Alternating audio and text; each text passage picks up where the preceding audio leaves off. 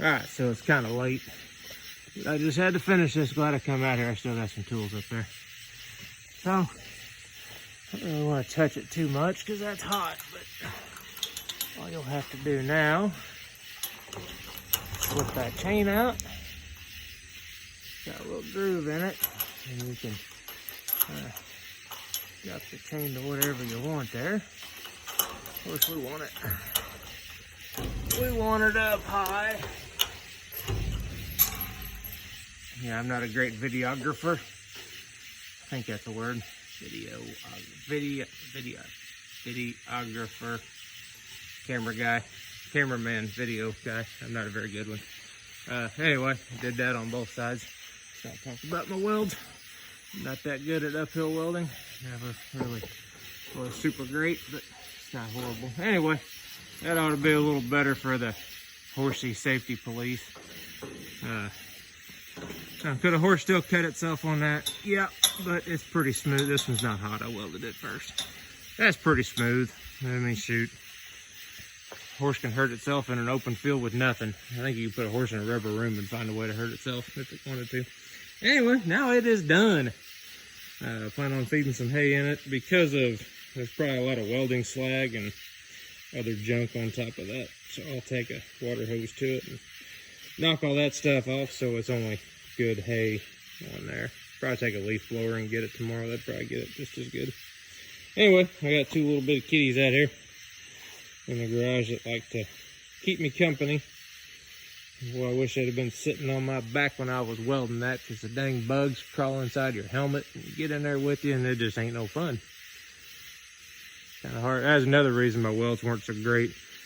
Kind of hard to weld when you know you got bugs crawling up your neck, and then they get in front of your face and get between your glasses and your face, and you just kind of close one eye and keep welding and hope it doesn't go to the other one, because you don't want to break the bead you got running. That's just kind of how it works. So all this is to hold this on, those boards are laying on top of this pipe, and this is welded in here, right there. And it's welded on that other end, and same thing on the other side. So if I ever have to go to replace a board, I'll just come in here. One of these seams, there's enough wiggle room in some of these boards I can open up a little gap. I'll take a zip disc on a grinder, come right across there and down, and go at least the width of the widest board wherever I cut it. Take another zip disc and go there. Take that piece out, slide my boards around, replace them, move them, whatever I need to do. Then when I go to put it back together, just weld that piece back in. But before I do that, I'll come from here up to here with a piece of flat stock, weld it, zip it and cut it. Do the same thing over here so then this doesn't move and it's easier to line up when I'm done. My hinge is just a plate, and I just torched a hole through it. A 7/8 nut fits right over that 3/4 rod. Put it on there, welded it in place. And this backside, put a big washer and a cotter pin. And that's my hinges. And then you got me a ring right there, and one right over there. Wrap a chain to it, drag it around, and put it wherever I want it. Of course, I can push it with the front of the tractor or something on the back. And I had this out in front of the barn earlier, put hay in it just to see how it worked.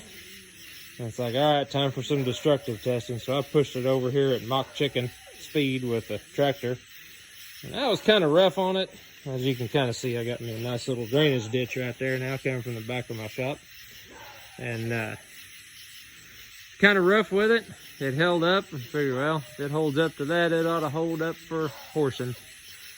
There we go. Hopefully the next video is going to be a report of after horses have ate hay off of this and see what happens. So, see ya. Bye.